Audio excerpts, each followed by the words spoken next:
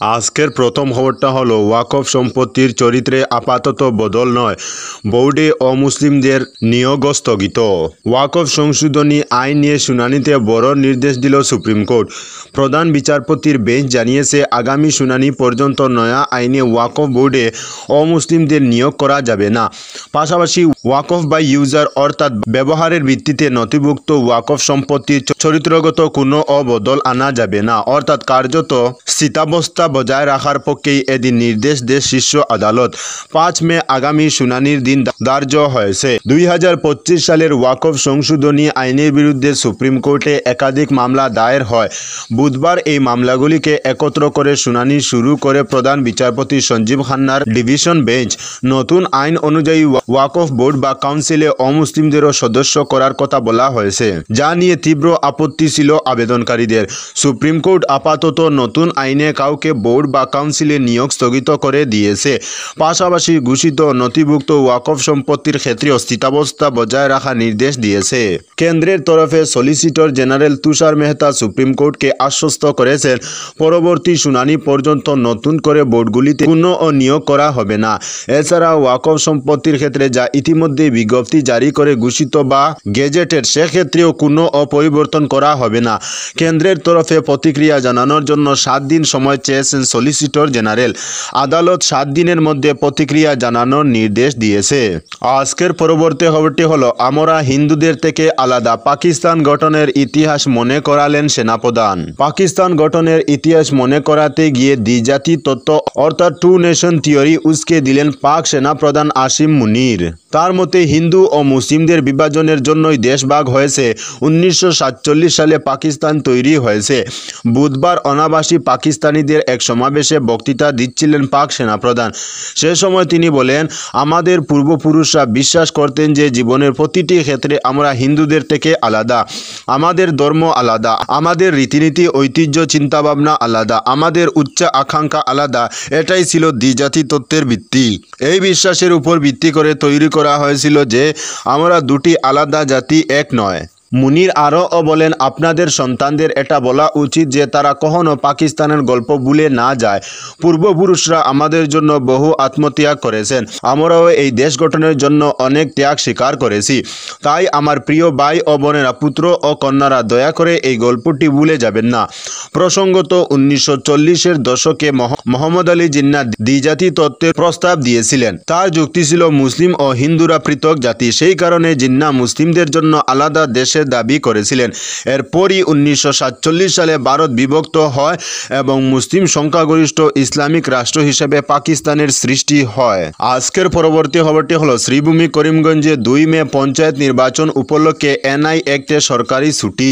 শ্রীভূমি করিমগঞ্জ জেলায় 2 মে পঞ্চায়েত নির্বাচন। এই উপলক্ষে এক আদেশনামার মাধ্যমে ওই দিন রাজ্য সরকারের সাধারণ প্রশাসন বিভাগ থেকে এনআই অ্যাক্টে সরকারি ছুটি ঘোষণা করা হয়েছে। আদেশে শ্রীভূমি করিমগঞ্জ জেলায় ভোট গ্রহণের দিন অর্থাৎ 2 মে পঞ্চায়েত নির্বাচন এলাকায় অবস্থিত এলাকা যেখানে ভোট গ্রহণ করা হবে, ওই এলাকার সব সরকারি ও বেসরকারি কার্যালয়, শিক্ষা প্রতিষ্ঠান, ব্যাংক, ব্যবসায়ী প্রতিষ্ঠান, চা বাগান ইত্যাদি এনআই অ্যাক্টে বন্ধ থাকবে। আজকের পরবর্তী খবরটি হলো, শ্রীভূমি করিমগঞ্জে শনিবার ও রবিবার ভোট কর্মীদের প্রথম পর্যায়ের প্রশিক্ষণ। আসন্ন পঞ্চায়েত নির্বাচন সুষ্ঠুভাবে সম্পন্ন করতে আগামী শনি ও রবিবার অর্থাৎ 19 ও 20 এপ্রিল শ্রীভূমি করিমগঞ্জ জেলার ভোট কর্মীদের প্রথম পর্যায়ের প্রশিক্ষণ সম্পন্ন হবে। দুদিনই 2 শিফটে প্রশিক্ষণ সম্পন্ন হবে। প্রথম শিফটে প্রশিক্ষণ অনুষ্ঠিত হবে সকাল 10টা থেকে দুপুর 1টা পর্যন্ত এবং দ্বিতীয় শিফটে প্রশিক্ষণ অনুষ্ঠিত হবে দুপুর 1টা 30 মিনিট থেকে বিকাল 4টা 30 মিনিট পর্যন্ত। প্রথম শিফটে প্রশিক্ষণ হবে প্রিসাইডিং অফিসার ও ফার্স্ট পোলিং অফিসারদের, আর দ্বিতীয় শিফটে প্রশিক্ষণ হবে সেকেন্ড ও থার্ড পোলিও অফিসারদের। ওই 2 দিন শ্রীভূমি করিমগঞ্জ রাজস্ব চক্রের রবীন্দ্র সদন গার্লস কলেজের 4টি কক্ষে, গভর্নমেন্ট হায়ার সেকেন্ডারি স্কুলের 4টি কক্ষে, এমএমসি গার্লস হায়ার সেকেন্ডারি স্কুলের 4টি কক্ষে ও পাবলিক হায়ার সেকেন্ডারি স্কুলের 4টি কক্ষে প্রশিক্ষণ পর্ব সম্পন্ন হবে। পাশাপাশি একই সময়কালে নীলামবাজার রাজস্ব চক্রে নীলামবাজার কলেজের 5টি কক্ষে ও জাফরগড় এক্সটেন্ডেড হায়ার সেকেন্ডারি স্কুলের 5টি কক্ষে, পাতারকান্দি রাজস্ব চক্রের মডেল হায়ার সেকেন্ডারি স্কুলের 5টি কক্ষে ও প্রেমময়ী সিনিয়র বেসিক স্কুলের 4টি কক্ষে এবং রামকৃষ্ণনগর রাজস্ব চক্রের নারায়ণনাথ হায়ার সেকেন্ডারি স্কুলের 5টি কক্ষে ও রামকৃষ্ণনগর কলেজের 4টি কক্ষে প্রশিক্ষণ পর্ব অনুষ্ঠিত হবে। এতে যথাসময়ে প্রশিক্ষণ কেন্দ্রে উপস্থিত থেকে সকল প্রিসাইডিং অফিসার সহ ফার্স্ট, সেকেন্ড ও থার্ড পোলিও অফিসারদের প্রশিক্ষণ গ্রহণ করার জন্য শ্রীভূমি করিমগঞ্জ জেলার পঞ্চায়েত নির্বাচনের পার্সোনেল সেল থেকে নির্দেশ দেওয়া হয়েছে। আজকের পরবর্তী খবরটি হলো বিচারপতিরা সুপার পার্লামেন্ট হিসাবে কাজ করবেন, সুপ্রিম রায় নিয়ে আক্রমণে উপরাষ্ট্রপতি। সম্প্রতি রাজ্যপালদের পাঠানো বিল নিয়ে সিদ্ধান্ত নিতে রাষ্ট্রপতিকে সময়সীমা বেঁধে দিয়েছে সুপ্রিম কোর্ট। আর শীর্ষ আদালতের এই নির্দেশের তীব্র সমালোচনা করেছেন উপরাষ্ট্রপতি জয়দীপ ধনখড়। এই রায়কে উদ্বেগজনক বলে আখ্যা করে তিনি বলেন, ভারত কখনোই এমন গণতন্ত্রের জন্য তৈরি হয়নি যেখানে বিচারকরা আইন প্রণেতা, নির্বাহী বিভাগ এবং এমনকি সুপার পার্লামেন্ট হিসেবেও কাজ করবেন। রাজ্যসভা ইন্টার্নদের একটি দলকে সম্বোধন করে তিনি প্রশ্ন তুলেন, সাম্প্রতিক রায়ে রাষ্ট্রপতিকে নির্দেশ দেওয়া হয়েছে, আমরা কোথায় যাচ্ছি, দেশে কি ঘটছে? গত সপ্তাহে শীর্ষ আদালতের বিচারপতি জে.বি. পারদিওয়ালা এবং আর মহাদেবনের বেঞ্চ রায় দিয়েছে যে সংবিধানের 201 অনুচ্ছেদের অধীনে যখন একজন রাজ্যপাল রাষ্ট্রপতির বিবেচনার জন্য একটি বিল পাঠান তখন 3 মাসের মধ্যে সিদ্ধান্ত নিতে হবে। কোনো বিল এই সময়সীমার পরেও ফেলে রাখতে হলে তার কারণ জানাতে হবে। এই রায়টি তামিলনাড়ুর রাজ্যপালের দীর্ঘ নিষ্ক্রিয়তা এবং রাজ্য বিলগুলিতে সম্মতি আটকে রাখার সমালোচনা করে সুপ্রিম কোর্টের দেওয়া একটি রায়ের অংশ। ধনখড় বলেন, রাষ্ট্রপতিকে সময়সীমার মধ্যে সিদ্ধান্ত নিতে বলা হচ্ছে এবং যদি তা না হয় তাহলে তা আইনে পরিণত হবে। ধনখড় বিচার বিভাগের ক্ষমতার অপব্যবহারের বিরুদ্ধে সতর্ক করে বলেন, ভারতীয় সংবিধানের 142 অনুচ্ছেদ দেশের শীর্ষ আদালতকে বিশেষ ক্ষমতা দিয়েছে, কিন্তু সেই ক্ষমতাকে গণতন্ত্রের বিরুদ্ধে পারমাণবিক ক্ষেপণাস্ত্র হিসেবে ব্যবহার করা হচ্ছে। ধনখড়ের খোঁচা, এখন থেকে তা হলে বিচারপতিরাই আইন প্রণয়ন করবেন, সংসদীয় কাজকর্ম করবেন, তাদের কোনো জবাবদিহি করতে হবে না, কারণ তাদের উপর আইন প্রযোজ্য হবে না। আজকের পরবর্তী খবরটি হলো, রাস্তায় প্রতিবাদ নয়, অসুবিধা থাকলে আদালতে যান বললেন মুখ্যমন্ত্রী। ওয়াকফ আইন সংশোধনী গণতান্ত্রিক পদ্ধতিতে পাশ হয়েছে, তবে এর বিরুদ্ধে দেশের সর্বোচ্চ আদালতে একটি শুনানিও চলছে। এই আইনের বিরুদ্ধে প্রতিবাদ করতে হলে যে কেউ সুপ্রিম কোর্টে যেতেই পারে, তবে রাজ্যের রাস্তাঘাটে আর আন্দোলন নয়, এমনটাই স্পষ্ট বার্তা দিলেন মুখ্যমন্ত্রী হিমন্ত বিশ্ব শর্মা। শিলচর, করিমগঞ্জ সহ রাজ্যের বিভিন্ন এলাকায় ওয়াকফ আইন সংশোধনীর বিরুদ্ধে প্রতিবাদ হয়েছে এবং কিছু কিছু এলাকায় প্রতিবাদীরা পুলিশের উপর হামলাও করেছে। গোটা প্রসঙ্গ নিয়ে মুখ্যমন্ত্রীর বয়ান, অনেকেই যেমন এর বিরোধিতা করেছে, রাজ্যে বহু লোক এর সমর্থনও করেছেন।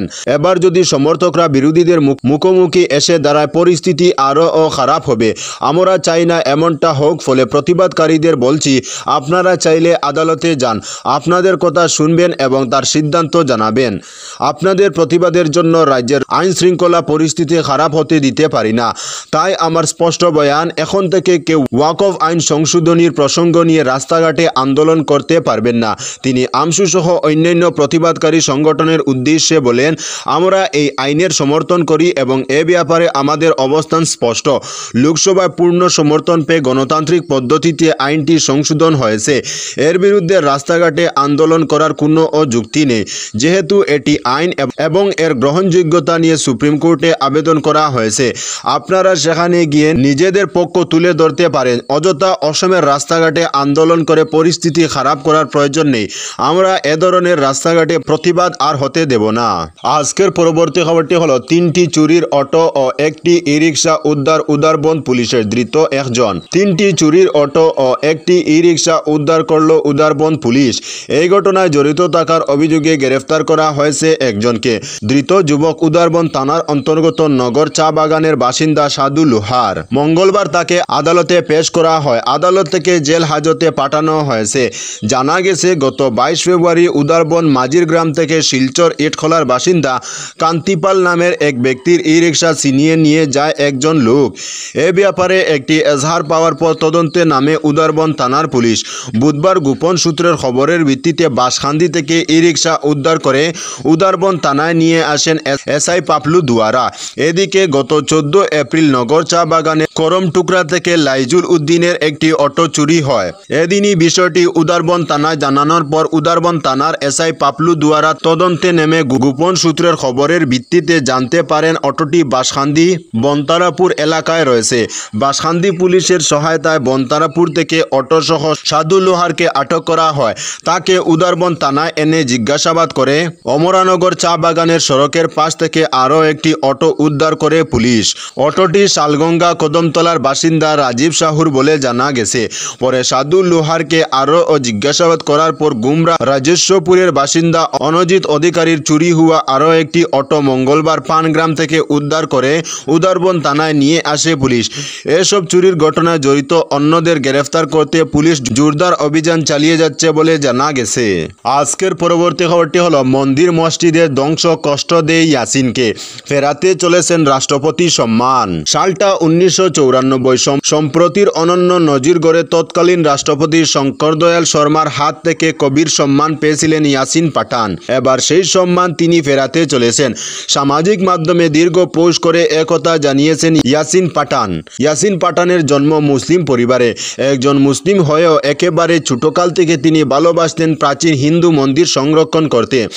যদিও তার এই যাত্রা শুরুতে মসৃণ ছিল না, কিন্তু সেসব কিছু উপেক্ষা করে মেদিনীপুর শহর একটু দূরে কংসাবতীর পারে পাতরায় তার হাত দিয়ে প্রাণ ফিরে পেয়েছিল হিন্দুদের ব্যঙ্গে পড়া প্রায় 42টি প্রাচীন মন্দির স্থাপত্য। বর্তমানে মন্দির মসজিদের রাজনীতিকে কেন্দ্র করে যেভাবে একাধিক জায়গায় অস্থির পরিস্থিতি, সেসব মেনে নিতে কষ্ট হচ্ছে 72-এর ইয়াসিনের। সোশ্যাল মিডিয়ায় পোস্ট করে তিনি লেখেন, 52 বছর ধরে ধ্বংসপ্রাপ্ত 42টি প্রাচীন মন্দির স্থাপত্য রক্ষা করে বড়ই ভুল করে ফেলেছি। ক্ষমা করো দয়াময় ঈশ্বর আল্লাহ। সেই ছোট থেকে হিন্দুদের মন্দির সংরক্ষণে হাত লাগিয়েছিলাম।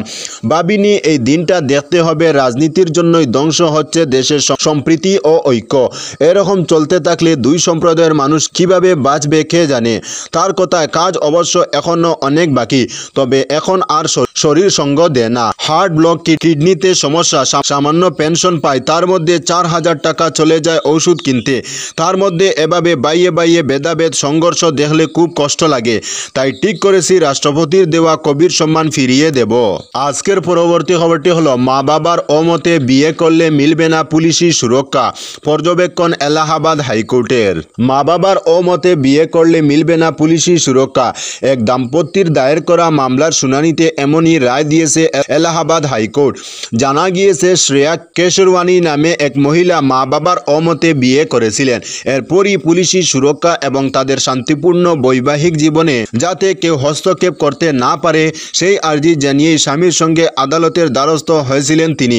সেই মামলার শুনানিতে এলাহাবাদ হাইকোর্টের বিচারপতি সৌরভ শ্রীবাস্তবে পর্যবেক্ষণ, যেসব দাম্পত্য মা বাবার অমতে নিজের ইচ্ছায় বিয়ে করেন তাদের জীবন এবং স্বাধীনতায় প্রকৃত হুমকি না থাকলে পুলিশি সুরক্ষা দাবি করতে পারবেন না।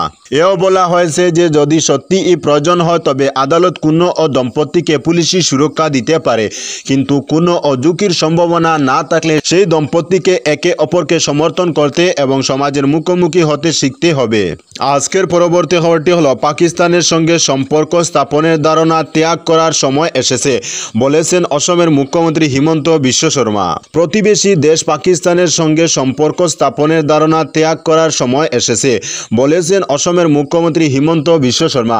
পাকিস্তানের সঙ্গে সভ্যতাগত বিভাজনের বাস্তবতা মেনে নিতে ভারতের প্রতি আহ্বান জানিয়েছেন অসমের মুখ্যমন্ত্রী হিমন্ত বিশ্ব শর্মা।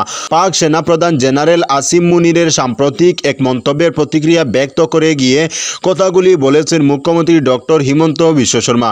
মুখ্যমন্ত্রী হিমন্ত বিশ্ব শর্মা লিখেছেন, জেনারেল মুনির স্পষ্টভাবে আমাদের দুই রাষ্ট্রকে ধর্ম, রীতিনীতি, ঐতিহ্য, চিন্তাভাবনা এবং উচ্চ আকাঙ্ক্ষার ক্ষেত্রে পৃথক করে এমন গভীর আদর্শিক ব্যবধান তুলে ধরেছেন। দ্বিজাতি তত্ত্বের এই পুনর্ব্যক্তকরণ আমাদের মনে করিয়ে দেয় যে কেন প্রথমে পাকিস্তান তৈরি হয়েছিল, কারণ এই অমীমাংসিত পার্থক্য।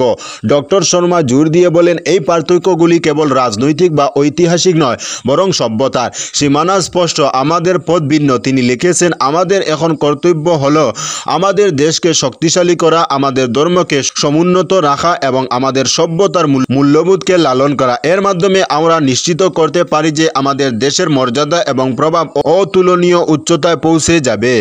আজকের পরবর্তী খবরটি হলো জম্মু ও কাশ্মীরে প্রবল বৃষ্টি, 10টি জেলায় বিদ্যুৎ সংযোগ বিচ্ছিন্ন। জম্মু ও কাশ্মীরে বজ্রবিদ্যুৎ সহ প্রবল বৃষ্টিতে একাধিক জায়গায় গাছ, বিদ্যুতের খুঁটি এবং টাওয়ার ভেঙে পড়েছে। জম্মু বিভাগের 10টি জেলায় বিদ্যুৎ সংযোগ বিচ্ছিন্ন, বিঘ্নিত হয়েছে যান চলাচল। ঘন্টায় 100 কিলোমিটারেরও বেশি বেগে বয়ে যায় ঝোড়ো হাওয়া। আগামী দুদিন হালকা থেকে মাঝারি বৃষ্টি এবং তুষারপাতের পূর্বাভাস দিয়েছে আবহাওয়া দফতর। বুধবার রাতের প্রবল বৃষ্টি ও ঝড়ের দাপটে পুঞ্চ শহরের বেশ কয়েকটি জায়গায় গাছ উপড়ে পড়েছে। শ্রীনগরের নানা স্থানীয় গাছ ভেঙে পড়েছে। তো বন্ধুরা, আজকের জন্য এতটুকু। পরবর্তী কোনো নতুন ভিডিওতে দেখা হবে, তখন অবধি ধন্যবাদ।